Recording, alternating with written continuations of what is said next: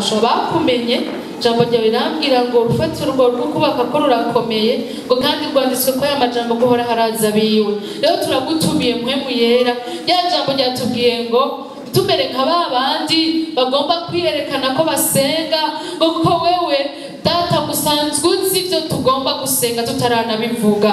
Nitworinda rero mwami kugira ibidakenewe, ariko wewe ngo tutaranavuga uba wabimenye, ariko kugira ngo bituze ko ngo nituvuge ngo tuti data. Rero data ndagushimiye ko turabishikira bawe, ndagushimiye ko waduciriye inzira, ndagushimiye ubuntu budasanzwe duhagazemo, ndagushimiye ko mviriza ugusenga kwacu.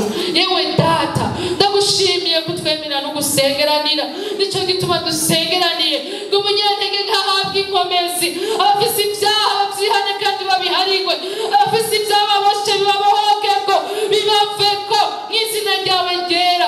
Imitwaro n'ibiremereye nibihave, kandi ndasengeye abakozi bawe bariko barakora ibitandukanye bahabwe umugisha wo kubishikako mw'izina ryawe rya Yesu Kristo.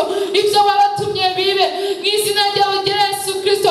Ndasengeye abarongozi banje ubagirire neza mw'izina ryawe rya Yesu, uko ijambo ryawe ritazira ubusa. Ndasengeye abantu bose, nuko ndasengeye abantu bose, abantu mwami bagukenye batafise ababashikiriza ijambo ryawe, abantu bagukenye bafise ibyabaziriye amatwi, abantu bagukenye batanazi ko ari wowe bakeneye. Ndabasengeye batagira n'abasengera, ndabasengeye bagirirwe neza, ndasengeye abarwayi bo mu mitwe batagira ababo babasengera, ibisazi bikire mw'izina rya Yesu, babumbiza ababoshetsi baveko mw'izina rya Yesu.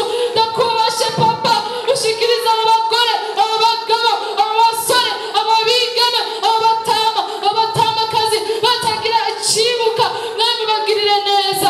Ndakwizigiye kandi ndagushimiye ko umunsi umwe tuzobona ibyo twasengeye.